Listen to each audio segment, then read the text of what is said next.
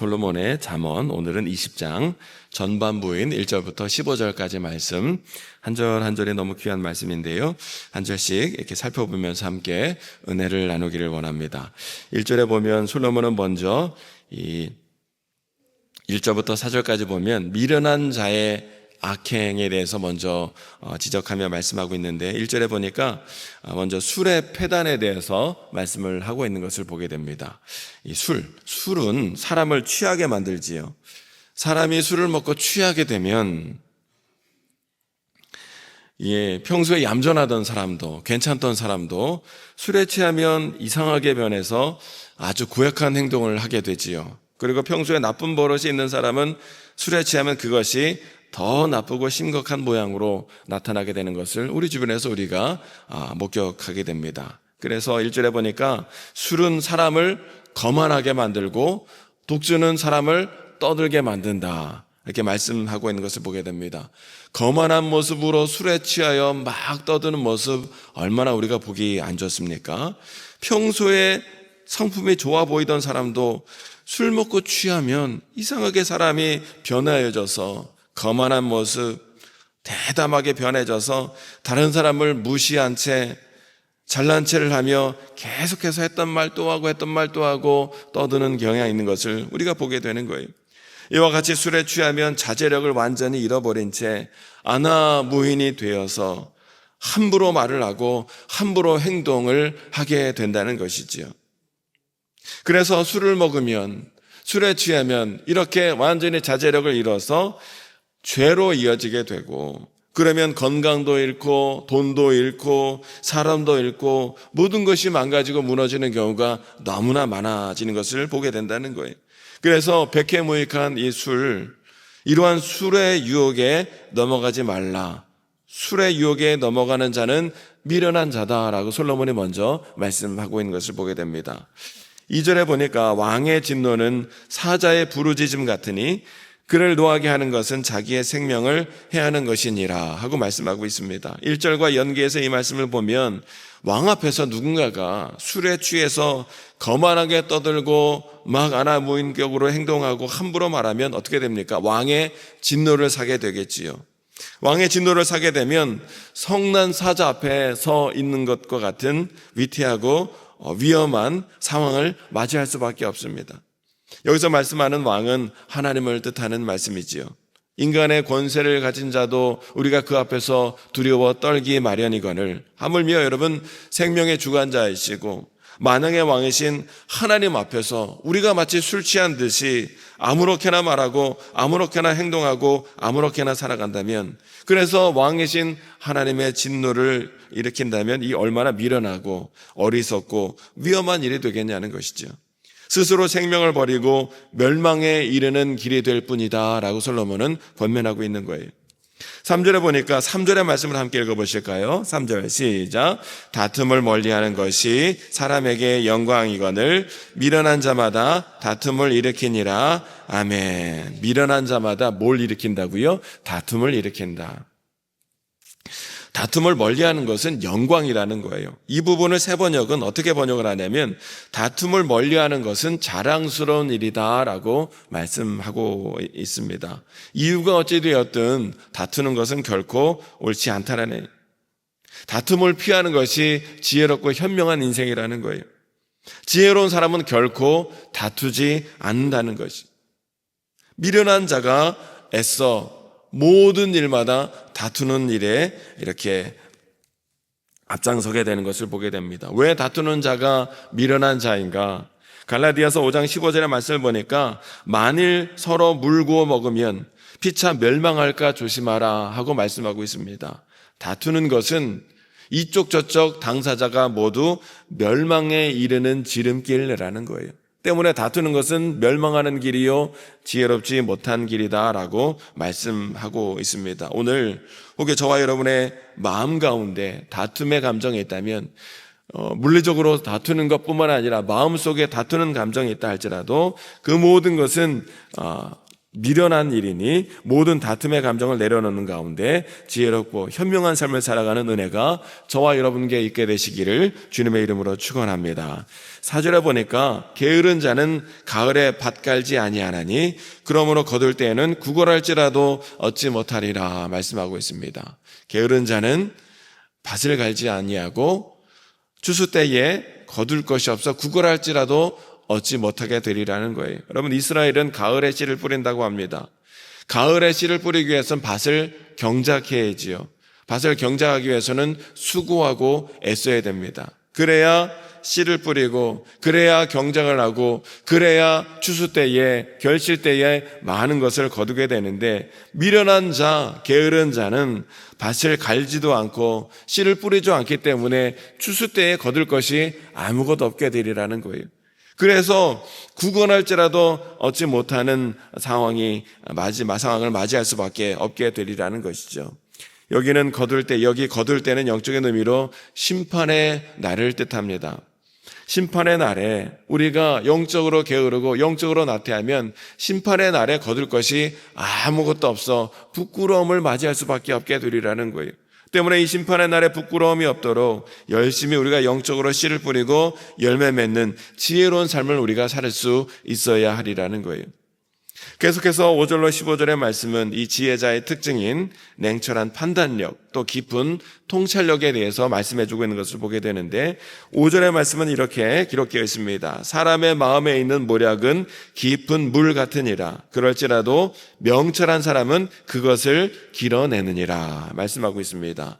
여기 말씀하는 모략은 좋은 충고, 좋은 조언을 뜻하는 말입니다.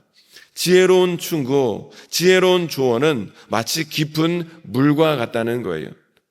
사람의 마음속에 있는 지혜의 조언은 깊은 물과 같아서 우리가 깊은 물 이렇게 뜨고 길기가 어려운 것처럼 사람 마음속에 있는 지혜의 조언은 좀처럼 우리가 잘 길어내지를 못한다는 것이죠. 그러나 명철이 있는 사람은, 지혜로운 사람은 깊은 물을 길어내듯 이 지혜의 조언을 끌어낼 수 있는 자가 바로 명철한 자, 지혜로운 자라는 거예요. 누가 이런 일을 할 수 있겠습니까? 하나님의 영이 충만한 자, 성령이 충만한 자가 바로 이와 같은 사람이라는 거예요.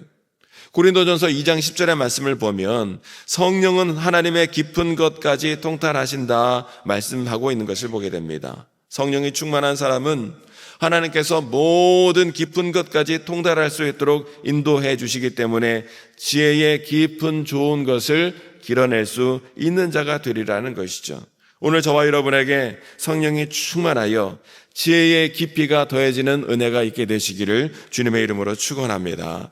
많은 사람이 6절에 보니까 각기 자기의 인자함을 자랑하나니 충성된 자를 누가 만날 수 있으랴 하고 6절에 말씀하고 있습니다. 사람들은 저마다 자신이 인자하고 자기가 친절하고 자기가 많은 사람에게 좋은 일을 많이 한다 자부하며 자랑한다는 것이, 인자와 친절을 베푸는 것은 좋은 일인데 자기는 늘 인자와 친절을 자기가 생각하는 것보다 더 많이 한다고 착각하는 가운데 자기는 친절한 자, 인자한 자라고 좋은 자라고 착각하기 마련이라는 것이죠. 즉 늘 사람은 자기를 자랑하기 마련이라는 거예요.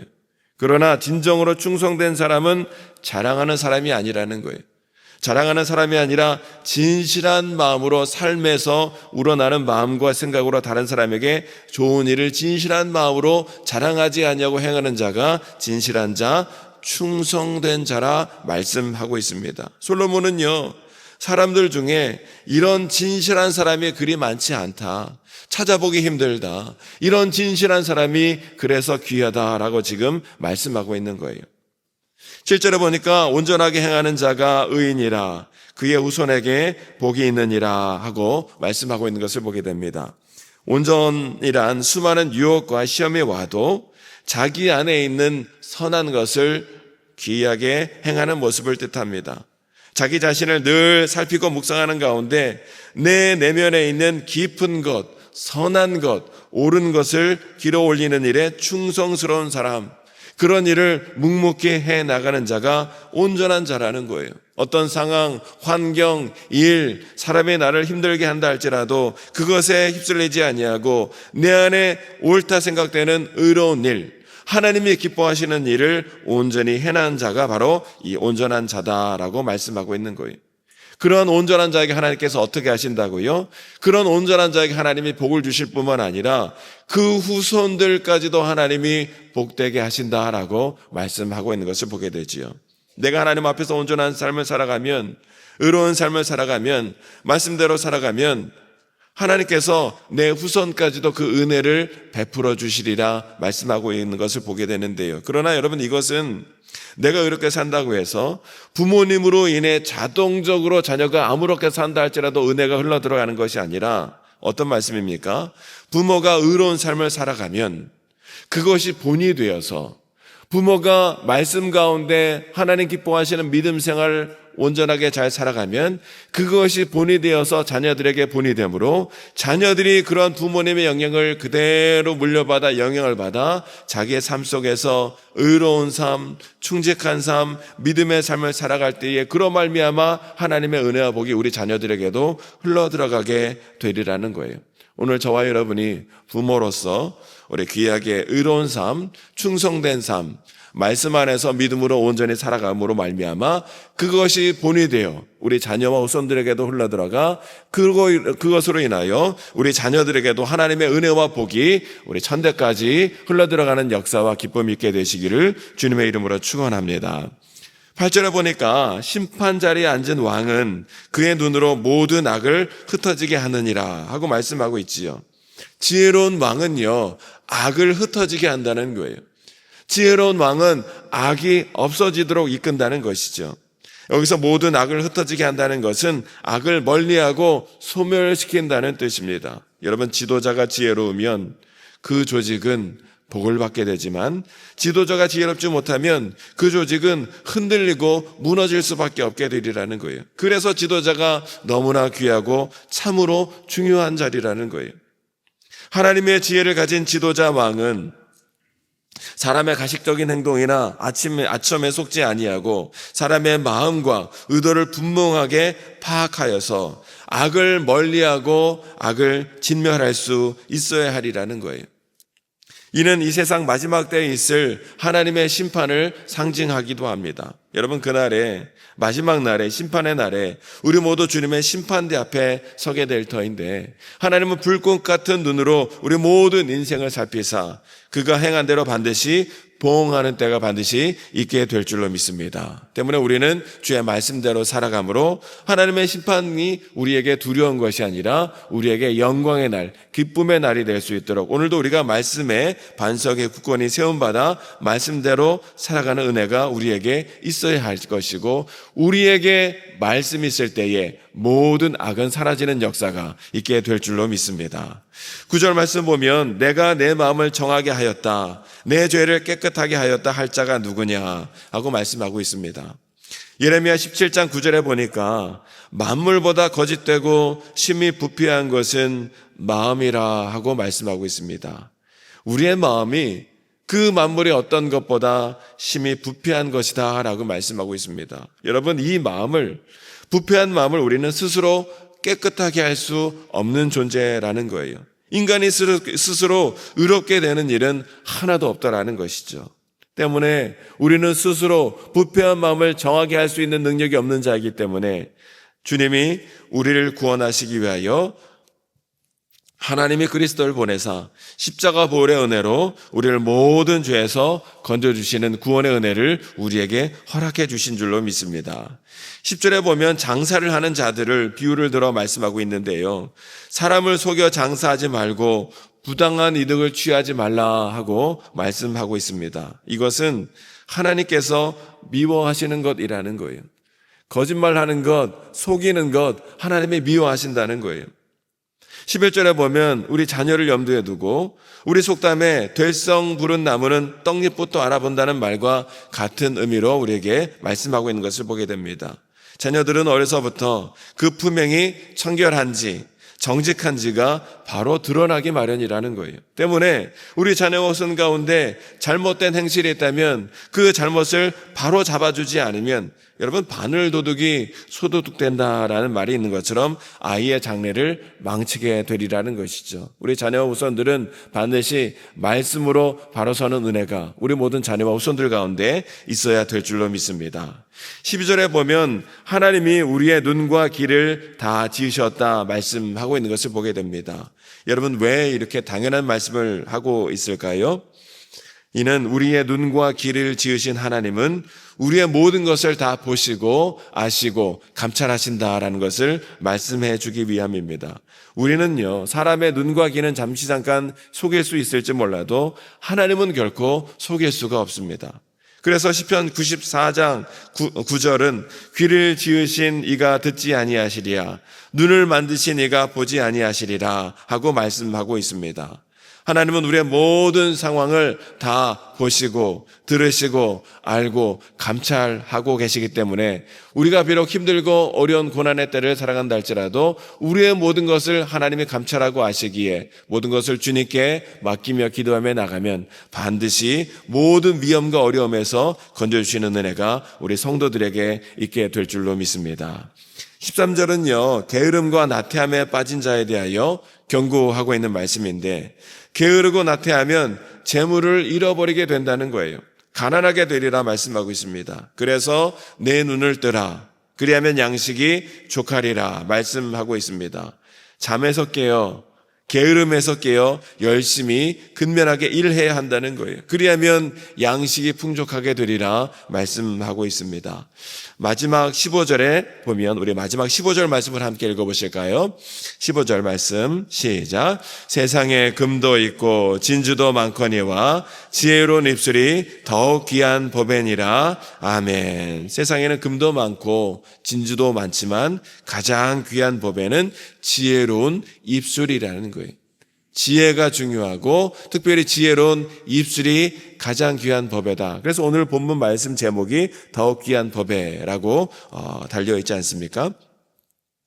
이 지혜가 얼마나 소중한지를 성경이 오늘 우리에게 말씀하고 있습니다. 금보다 진주보다 지혜로운 입술이 더욱 귀하고 그만큼 가치 있고 그만큼 우리에게 귀하다. 우리가 무엇보다 이 지혜를 가질 수 있도록 기도해야 함을 우리에게 말씀해 주고 있습니다. 여러분, 말 한마디가 사람을 살리기도 하고 죽이기도 하는 힘이 바로 말에 있는 거예요. 오늘 저와 여러분이 하는 많은 말들이 그래서 중요할 터인데, 오늘 간절히 기도하기 바라기는 오늘 저와 여러분의 입술 가운데 하나님께서 성령으로 함께 해주시고 특별히 지혜를 충만하게 부어주셔서 우리의 입술이 지혜로운 보배와 같은 입술이 되어서 사람을 죽이고 넘어뜨리고 시험에 들게 하는 말과 입술이 아니라 사람을 일으켜 세워주고 위로하고 복되게 하는 지혜로운 입술이 되어지는 저와 여러분 모두가 될 수 있게 되시기를 주님의 이름으로 축원합니다. 오늘 말씀을 통해 지혜와 불의가 가득한 이 세상 가운데 참된 지혜자의 삶을 살아가는 것이 얼마나 귀하고 복된 일인지를 다시 한번 말씀을 통해서 살펴봤습니다.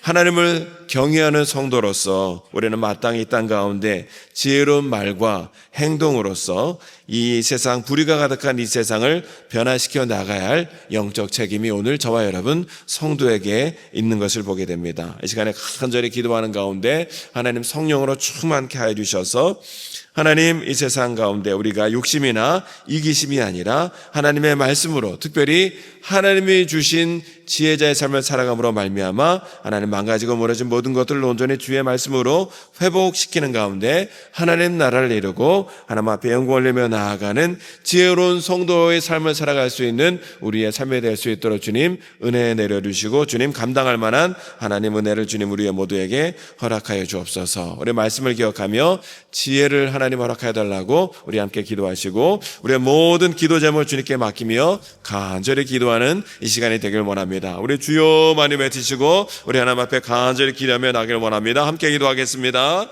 주여.